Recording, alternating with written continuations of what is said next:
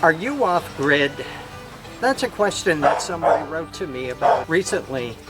And initially I was going to say, yeah, I am. And then I got to thinking about it, and it's a little more complicated than just yes or no. So let's get into it. You want to dance? I could have danced all night. I could have danced all night. Well, Yama likes to dance. So being off-grid is often worn like a badge of honor today. In truth, being on-grid is actually a relatively recent phenomenon. It's only in the last maybe 100 years that even in the United States and in England, that the concept of being on-grid, in other words, getting your electricity, your water, your gas, all of that, and that's usually what we think of when we think about being off-grid. So being off-grid is something really new. It really started with the prepper community and then expanded from there. Just to answer the question, in terms of the electricity, water, and gas, we are completely off-grid here in Lena Lead Farm. What you gonna do if there ain't no gasoline? While I'm doing some chores, I'm going to explain to you what I mean about the complexity of all of this. Howdy, sheepies. This is Tommy and Kathy. Tommy is about 3 weeks old now. He was just born. We're keeping them separate for a couple of reasons. If Kathy is mixed with the two males, they're going to try to mate with her again, and we don't want that just yet. Now, and here comes Tommy. Hi, Tommy. Okay, so during this time of the year, this is the summer months here in Nicaragua, it's very dry. Most of the grass dies, so that we don't have good grazing. And until we can improve the soil so that we could support grazing, we're holding enough water in the soil so that during the summer months we still get good grazing. We have to use bales of hay. We use bales of peanut. The sheep particularly like peanut. I think it's because it's high in protein. But anyway, this is stuff that's left over from that. I'm going to take this. We don't waste anything on Lena Lead Farm. So I'm going to take this and move it over to the chickens and let the chickens have some time with it. And we're going to turn this into compost.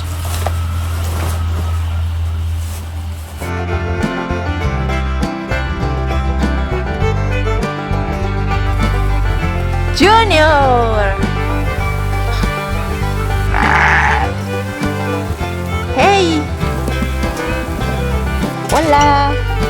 Hola, Junior.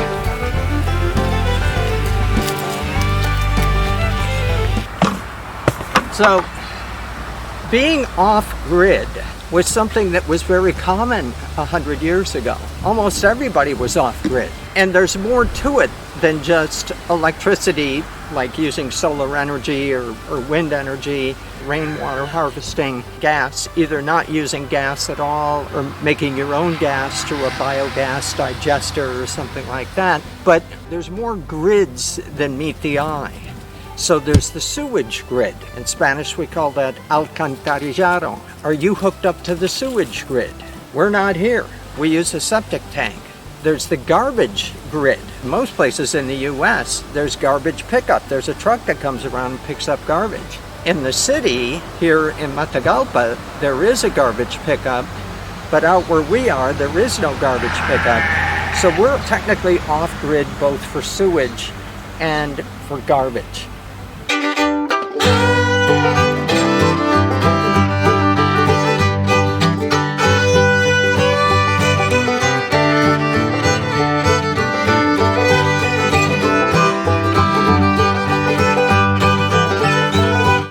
So what I've been doing for the last week is every day I bring some of this old material here And I'm putting it over here underneath the yardie here for the chickens.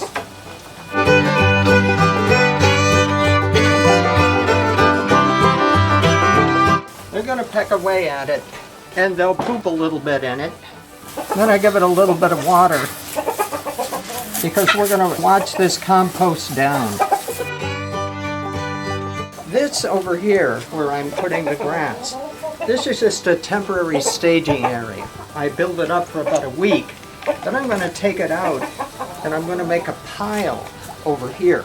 I'll add some sheep poop to the pile to really get the composting process going. And there's already some chicken poop that's going to be in here that'll help it along. And this is the chicken house on steroids, and we'll get this going again. So the chickens will come over here, they'll tear this pile completely apart, and I'll build it back up again. The chickens are turning the compost. We don't have to turn it. They turn it for us. Now eventually, as this keeps going, there'll be a pile here, there'll be another pile here, there'll be another. So this whole area will be filled up. Right now it's kind of bare because we're just getting started again with the chicken house on steroids. But eventually we'll be producing about a cubic meter of compost every week.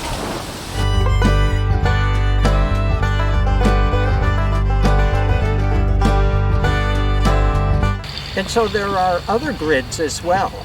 There's the education grid.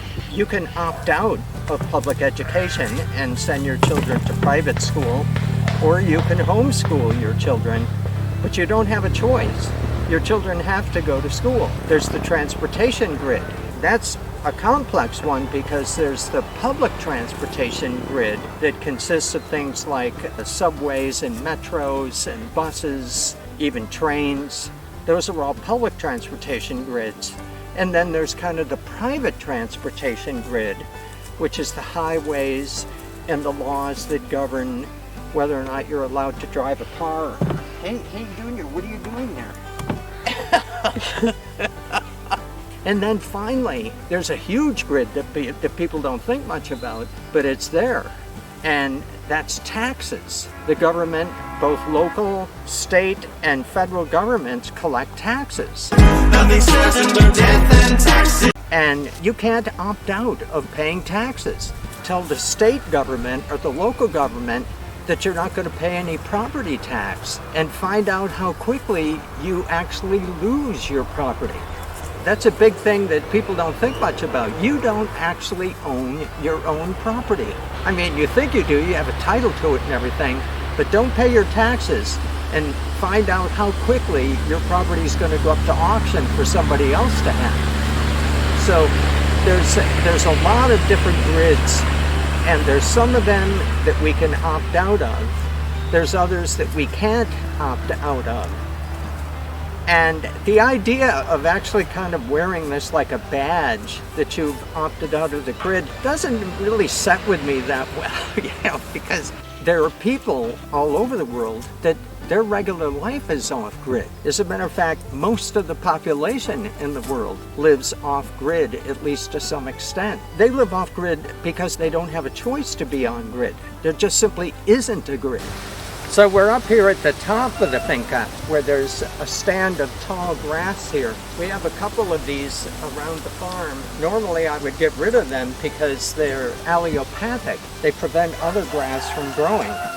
But they're very good for during the summer months. We can cut this grass and give it to the sheep, so that's what I'm going to do. I fill up the garbage can with the grass and carry it down there to the sheep. So back to the issue of off-grid, there's one more major off-grid, and I find it kind of ironic that you see people on YouTube, for example, very proudly proclaiming that they're off-grid, and that's great. I'm happy that they are proud of that, but they don't seem to see the irony that they're actually on the internet, which is the world's largest grid. So they're on-grid for the internet, but they're off-grid for their electricity, let's say, or off-grid for their water.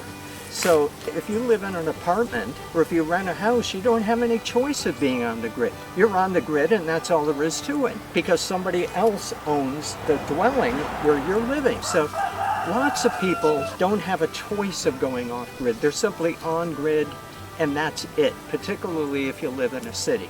And like I said, there's other grids around us, like taxes, like education, that you don't have a choice. There's laws that say that you have to be on grid. The whole concept of off-grid is kind of a Western concept because, as I said, most of the world already is off-grid. So it really is something unique to Western cultures, this concept of off-grid. This whole issue of being off-grid has kind of been overblown a little bit. What we really need to be thinking about is how can we improve the existing structures, like for water, for electricity, for roads. How can we move the public to accepting something different? It might be equal, it might be better, it might not be quite as good, but it's better for the environment. How can we move that so that the existing grids that we have are more environmentally friendly, rather than a few people who have the resources to go off-grid? Not everybody has those resources, so what about the people who don't have them? How can we improve the existing grid so that we're contributing to the environment rather than being detrimental to the environment? So with that, I'll say goodbye. I'll see you in the next video. Thanks a lot for watching.